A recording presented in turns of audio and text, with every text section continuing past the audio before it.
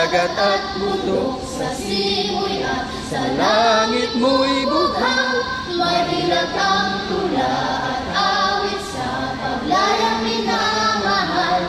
Ang islap ng watawat mo'y tagumpay na nagniningning. Ang bituin at araw niya kailan pa may di mabibiling. Lupa ng araw ng buwan, ating pagsinta, buwan langit sa piling mo. Ang higayang napag may mga api, ang namatay ng dahil sa'yo. Manatili.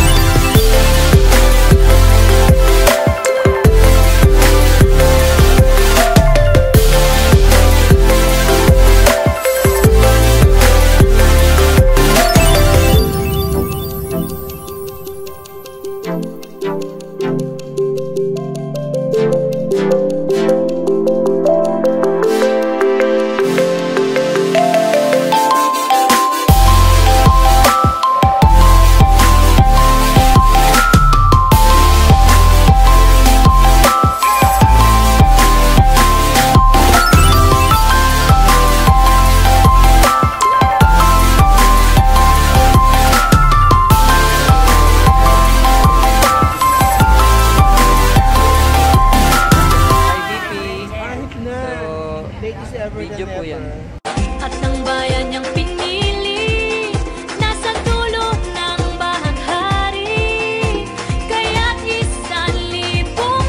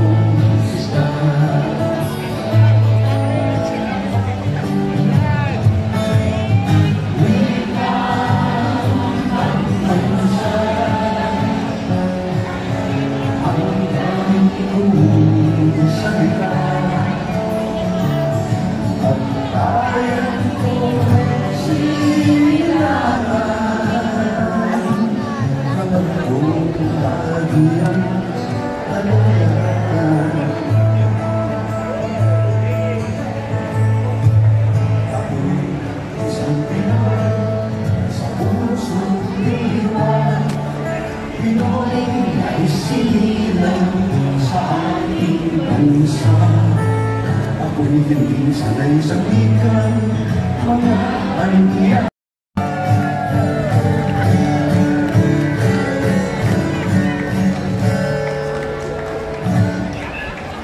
Maraming salamat po mga kaibigan.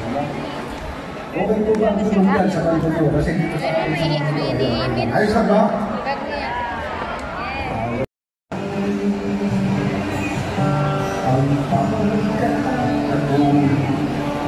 Tatlo kayo mamaya mag-awak ng carpet.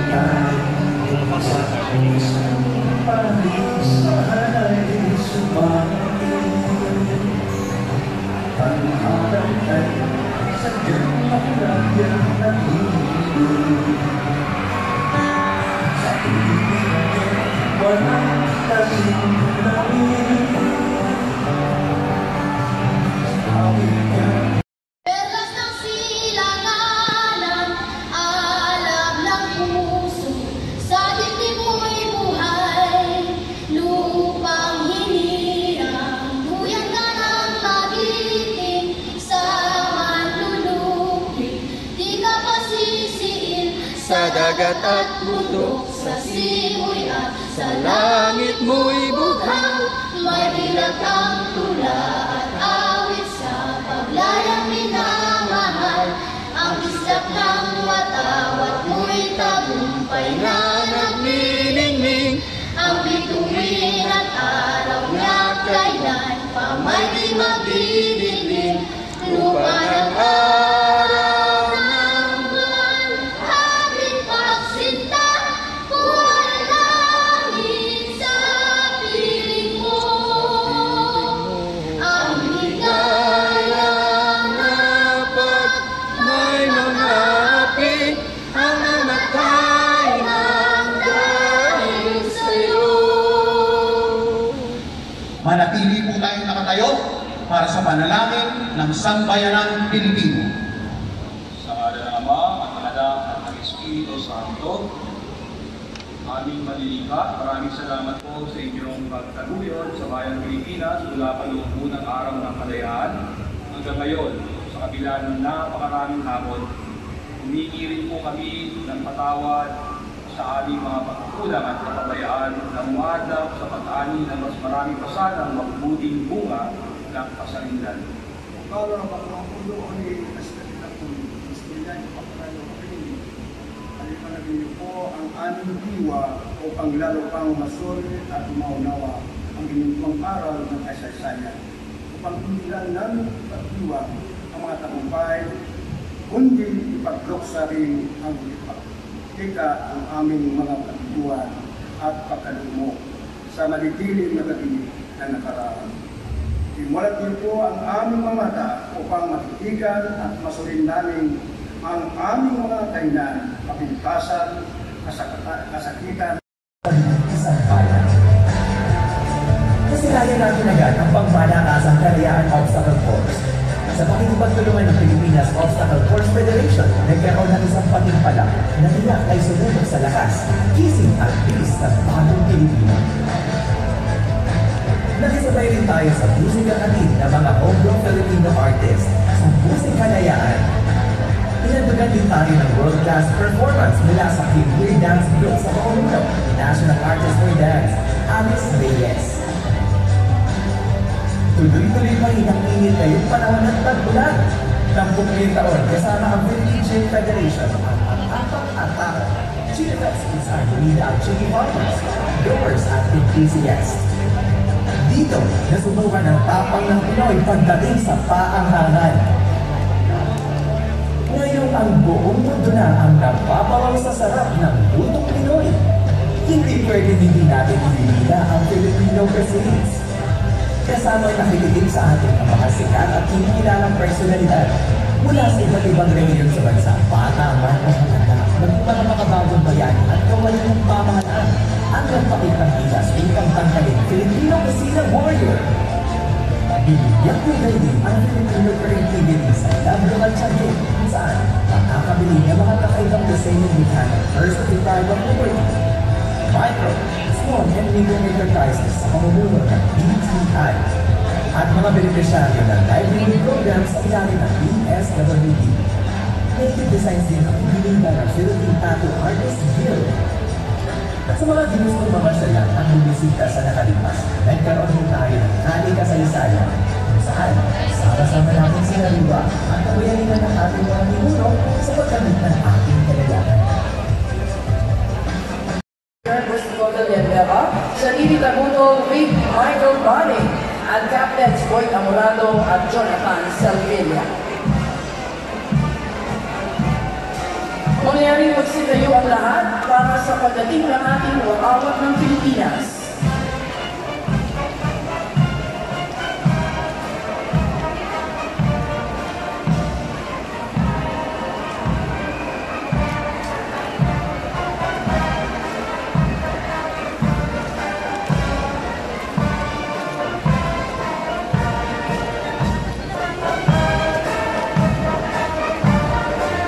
Maaari na pong magsiluro ang lahat. Sumusunod ang pinagsamang banda ng Salbahang Lakas ng Pilipinas na pinamumuluan ni Major Wilson Guevara. Ang unang brigada sa kasuot ng gala ay nasa pamumuno ni Brigadier General Ronnie Betilay. Ang kanyang kalugunan, Lieutenant Colonels Renato Capini, Lester Silao, Alan Siliacay, at Commanders Joey Tan at Mark Leon. Nasa ating harapan ang batalyon ng Corps ng mga Kadete ng Salbahang Lakas ng Pilipinas na pinamumuluan ni John Christopher Montagna. Mula sa prestigyosong Akademya Militar sa Bansa o Philippine Military Academy, ang mga ginawang pinipiling ko ang mapamahala sa iba't ibang sangay ng ating Salbahang Lakas.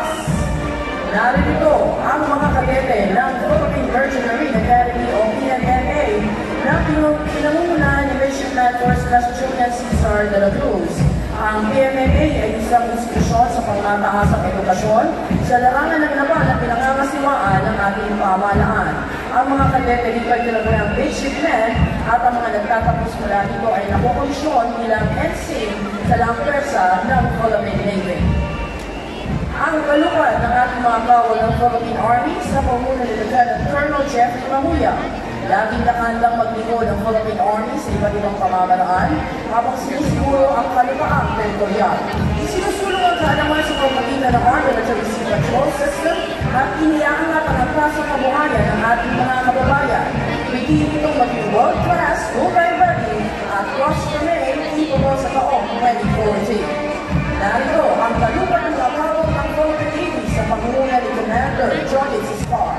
Ang Philippine Navy ang siyang kanumunang pagpapagtanggol at nakapangalaga ng ating nasa sa kupang dagat. Nagsasagawa ng mercy missions, rescue relief operations sa panahon ng kalamitan at kabilang na rin ang pangangalaga sa yamang dagat at kapaligiran dito. Nasa ating harapan ang lulupan ng mga kawal ng Philippine Air Force na pinangungunahan ni Lieutenant Colonel Leochos Lunay III. Sila ang kinabuhian mga kaya na mapaglingan, tagabantay ng ating hipapawid, sumusuporta para sa tactical air support at mobility para sa mga tauhan at kagamitan ng ating Salbahang Lakas. Ang pangalawang brigada sa kasuot ng Battle Dress Qatar ay pinupuo ng Special Operations Forces sa pamumuno ni Commodore Juan Stephen Lugoan. Ang kanyang kalugunan Lieutenant Colonel Fernandino Pusi, Mr. Lawrence Abastar, Benefit Montenegro, Alvin Aurel, at Reynaldo Zamora.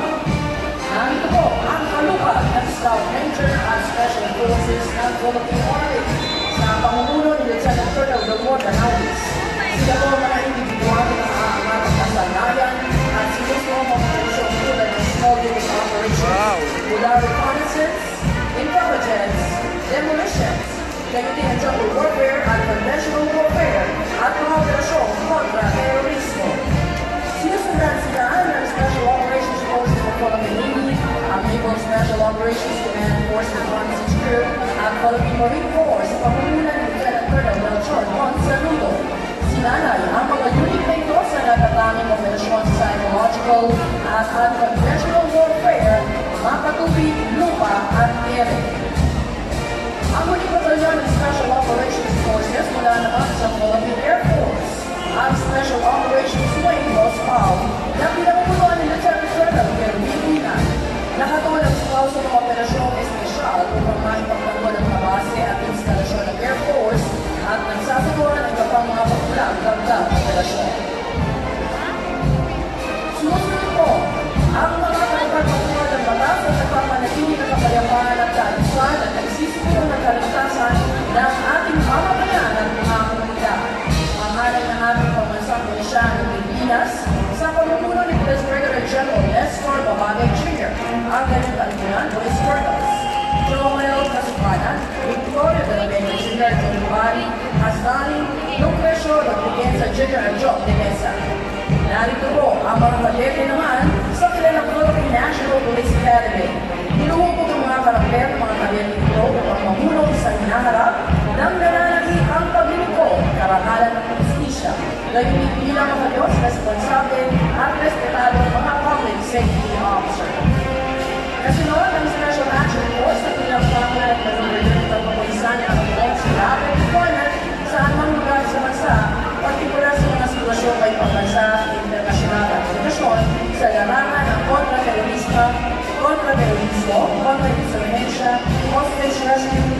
Civil Business Management, Search and Rescue at iba pang espesyal na operasyon.